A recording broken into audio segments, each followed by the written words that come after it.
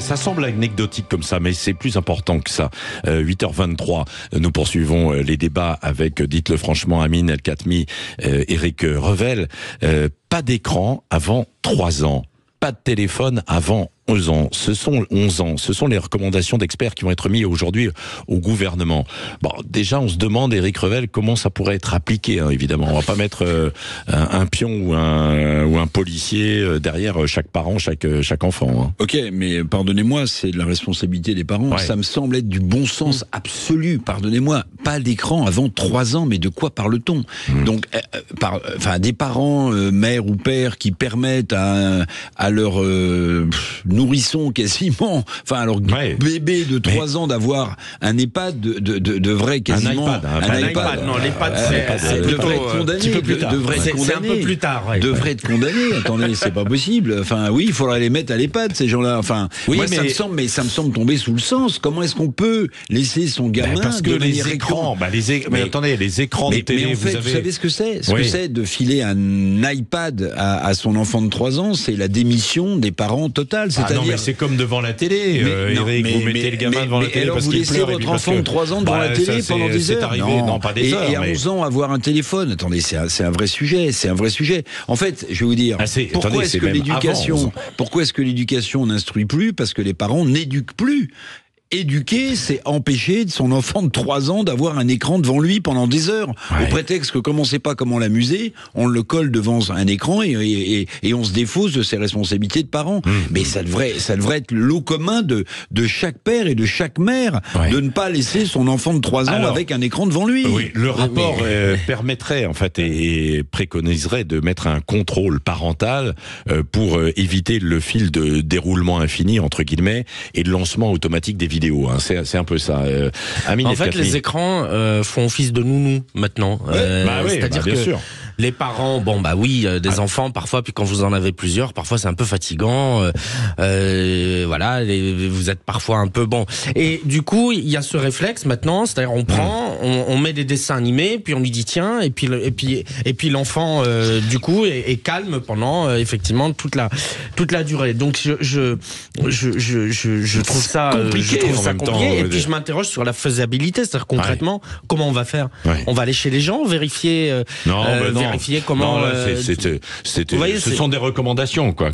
Mais ça dit, c'est vrai que ça pointe à quelque chose qui est assez important. C'est probablement ce que disait aussi Eric, l'éducation aux écrans en fait aujourd'hui et à l'utilisation des téléphones portables. On voit bien dans la violence en fait au quotidien qui existe que souvent cette violence elle se fait à travers les réseaux sociaux et puis et ensuite à l'intérieur des établissements puis les écrans ça dépend, encore une fois ça dépend ce qu'on en fait.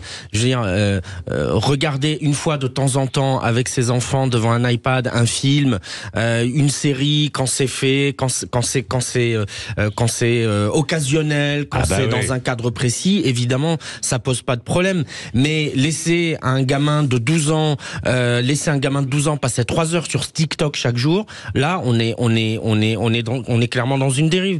Et on sait en plus cette application en particulier contribue à la violence, contribue à diffuser des contenus complètement horribles. Donc, encore une fois, les écrans, ça dépend ce qu'on en fait. Ouais. Mais c'est un vrai sujet quand même de société.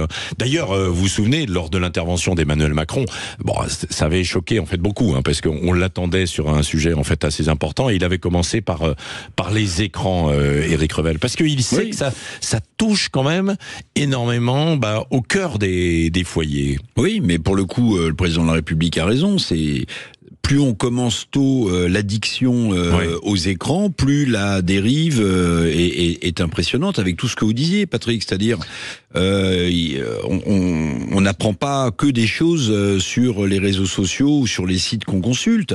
On est aussi plongé dans la pornographie, on est aussi plongé dans l'ultra-violence, on est aussi plongé et on s'expose à des fous furieux qui se servent de manière anonyme des réseaux sociaux. sociaux. Donc, mais maintenant, une fois que le poison est dans la place, comment est-ce que vous faites concrètement, parce que c'est ça le sujet, au-delà des effets de manche et de la communication, comment est-ce que vous faites concrètement pour éviter que le cerveau des plus jeunes soit bouffé par cette gangrène forte que constitue l'addiction aux écrans? Ben moi, j'ai pas la réponse. Ouais. C'est un sujet évidemment extrêmement complexe qui embarrasse d'ailleurs eux-mêmes les parents, bien souvent, qui sont confrontés à ça. Les deux élus de la France insoumise, Mathilde Panot et Rima Hassan, vont être entendus aujourd'hui par la police, parce que elles sont auditionnées dans le cadre d'enquêtes pour apologie du terrorisme pour des propos et un communiqué du parti sur la guerre entre Israël et le Hamas.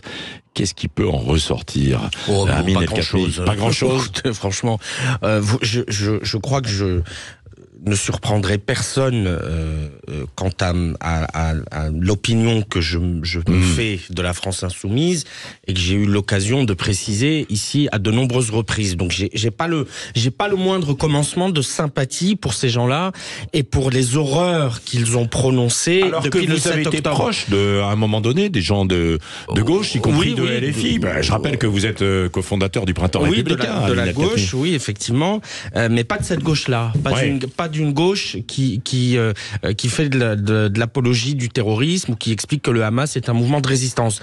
Néanmoins, une fois tout ceci dit, que la patronne d'un groupe parlementaire soit convoquée par la police pour un communiqué publié dans le cadre du groupe parlementaire, quelle que soit l'opinion que l'on se fait de Madame Panot, c'est à mon avis un fait inédit et inquiétant. Ouais, Éric Revel, je partage l'idée parce que deux choses l'une, ou bien Mathilde Panot ressortira sans grief policier, et dans ces cas-là, on s'interrogera effectivement sur le fait d'avoir convoqué la patronne d'un groupe d'opposition à l'Assemblée nationale, normalement élue. Alors je dis pas, moi aussi, j'ai pas de sympathie évidemment particulière pour LFI, mais c'est un vrai cas de jurisprudence quand même. Il faut s'interroger. Qui a convoqué et pourquoi, s'il y a aucune trace d'apologie du racisme dans ce communiqué, si elle ressort libre, alors on pourra s'interroger sur pourquoi a-t-on convoqué la représentante d'un groupe d'opposition aussi ultra-islamo-gauchiste qu'il est. Moi, c'est une question que je me pose. Campagne électorale. En pleine campagne électorale. Allez, tiens, on va en parler justement de la campagne électorale dans un instant avec Jean-Jacques Bourdin, évidemment, jusqu'à 9h, qui reçoit ce matin comme invité politique Nathalie Loiseau, députée européenne Horizon et porte-parole de la campagne de Valérie Hayer. On va revenir sur tous ces sujets, évidemment. Il est 8h30. Bonne journée.